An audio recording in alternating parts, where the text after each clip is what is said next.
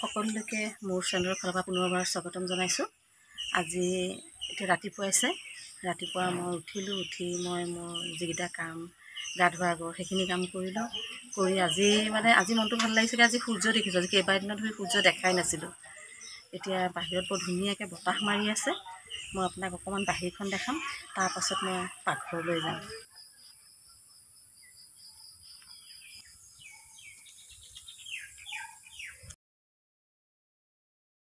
এতিয়া বনাই ল'ম চাহ, কিয়নো মানুহবোৰক কোনো উঠাই নাই আৰু চাহখিনি আমাক অকণ সৰহকৈ লাগে। সেইকাৰণে মই চব অহাৰ আগতে ভাগে ভাগে চাহ বনাই থ'ম। মই প্ৰথম ফিকা চাহ বনাম। ফিকা চাহ বনাই পেলাই ফ্লাক্সত থৈ দিম জেগাত। আহকচোন চাওঁ মই কেনেকৈ চাহখিনি বনাম, তাৰ পাছতহে মই গাখীৰ চাহ বনাম।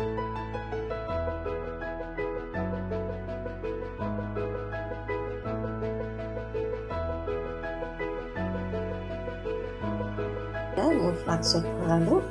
এতিয়া টেবুলৰ ওপৰত থৈ আহিম বাতি আৰু এটা গিলাচ, এয়া বিস্কুট। কিয়নো মায়ে গিলাচত চাহ নাখায়, বাতিত খায়, খুৰাই গিলাচত খায়। খুৰাই আহি যথা সময়ত চাহ খাবলৈ উঠি আহিম। এনেকৈ পুৰি চাহকণ বাহিৰত থৈ আহিম এতিয়া। আৰু নয়নহঁতো উঠিছে, নয়নহঁতকো চাহ দিম।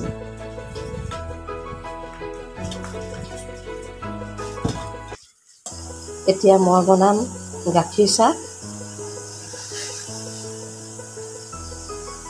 গাখীৰ চাহখিনি বনাই ভাগে ভাগে থ'ব লাগিব, কাৰণ গোটেইখিনি মানুহ একেলগে খাবলৈ আহিলে পটককৈ বনাই দিবলৈ দিগদাৰ হয়। সেইকাৰণে চবৰে কাৰণে মই বেলেগে বেলেগে ৰেডি কৰি থ'ম। এইটো মাৰ খুৰাৰ ফ্লাক্স, এইটো আমাৰ এখেত আৰু ল'ৰা দুটাৰ ফ্লাক্স। ইয়াত থ'ম কমল আৰু পুলিৰ, কাৰণ ইয়াত এজক চাহ থ'ব লাগিব, সিহঁতি সৰহকৈ খায় চাহ।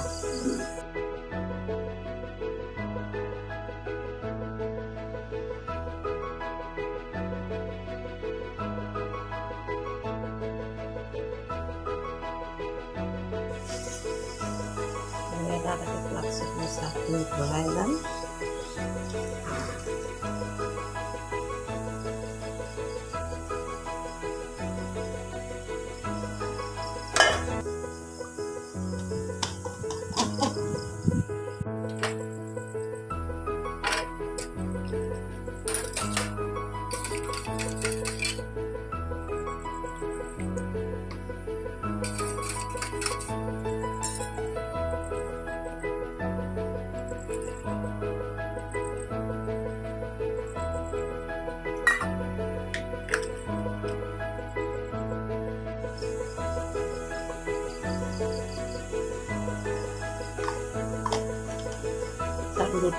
দুটা ফ্লাক্স ৰেডি হৈ গ'ল আৰু এজাৰ চাহ বনালে হৈ যাব।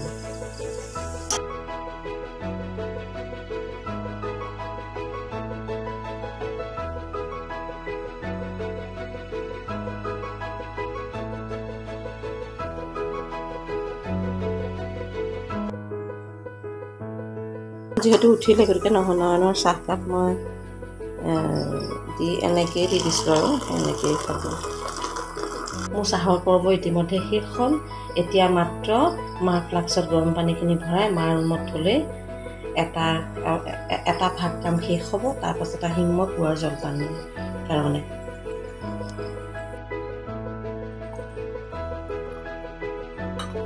তাৰপিছত পানী ভৰোৱা কাম হৈ গ'ল। এইটো মই জেগাত এতিয়া মই বনাই আছোঁ দালিয়া মাৰ কাৰণে। মায়ে বৰ বেছি নাখায়, অকণমান খায় জলপান।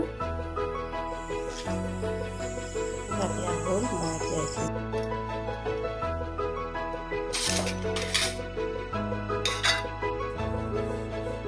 আমাৰ ঘৰৰ আগফালে গ্ৰিল লগাইছিলে যে, গ্ৰিলত ৰং কৰা কাম আমাৰ কমলে পূৰা কৰি আছে। কমল এইফালে চাওঁ, কমল কাম কৰি আছেনে?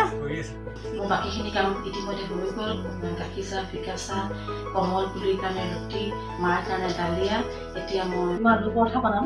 কিন্তু আলু পৰঠাটো মই যেনেকৈ বনাওঁ, আগতে মই কি কৰোঁ, ৰুটি দুখন বেলি লওঁ, তাৰ মাজত আলু পুৰটো ফ্ৰাই পেলাই ওপৰত বেলি দিওঁ। সেইটো কৰোঁ। সেইটোতো বৰ ভাল নাই লগা, বৰ চিষ্টেমটো বৰ মানে সহজ নহয়।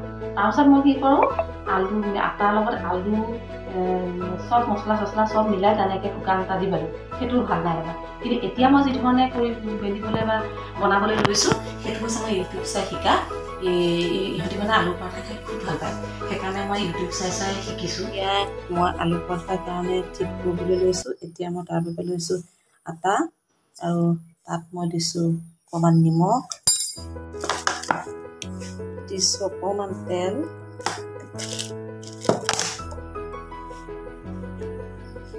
এতিয়া এইখিনি ভালকৈ সানি ল'ম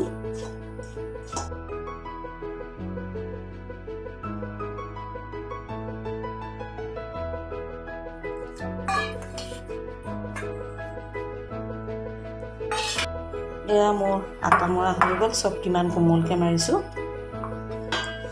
আলুৰ কাৰণে মছলাৰ ভিতৰত দিয়া পুৰৰ কাৰণে মই আলু এনেকৈ সিজাই ল'লোঁ তাৰপাছত এয়া পিঁয়াজ লৈছোঁ 4টা অকণমান ধনিয়া গুড়ি জলকীয়া গুড়ি গৰম মছলা গুড়ি কেঁচা ধনিয়া এয়া নিমখ আৰু জলকীয়া এই আটা এইখিনি দি পিঁয়াজখিনি মই সৰু সৰুকৈ মিহি মিহিকৈ কাটি ল'ব লাগিব নহ'লে বেলোতে ফুটা ওলাই যাব মানে খুব সাৱধান হ'ব লাগে এইটো মই মিহিকৈ কাটি ল'ম আৰু গোটেই বস্তুখিনি আলুৰ লগত দি মই সানি ল'ম কিন্তু মই পাৰিছোঁ বুলি মই ক'ব নোৱাৰোঁ এয়া মানে মই প্ৰেক্টিকেলহে কৰি আছোঁ আলু পৰঠাৰ ভিতৰত আলু নাথাকে ওলাই ওলাই গুচি যায় কিন্তু আজি চাওঁচোন আহক আলু এই পৰঠাটোৰ ভিতৰত আলুটো সোমাই থাকে নে নাথাকে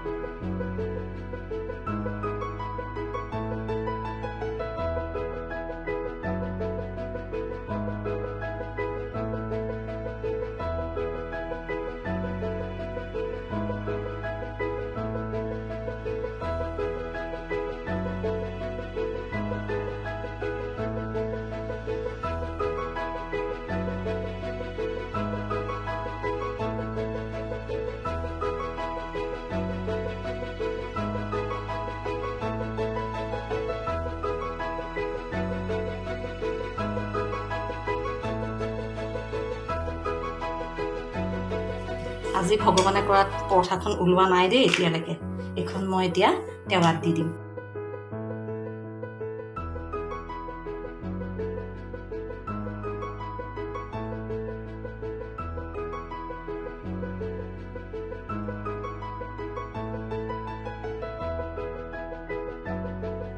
এয়া এখন প্ৰায় ৰঙা হৈ আহিছে এতিয়া মই এনেকৈ খালত এখন এতিয়া মই এখন পৰঠা মোৰ হ'ল এতিয়া মই বাকীকেইখনো একেধৰণেই মই বনাই লওঁ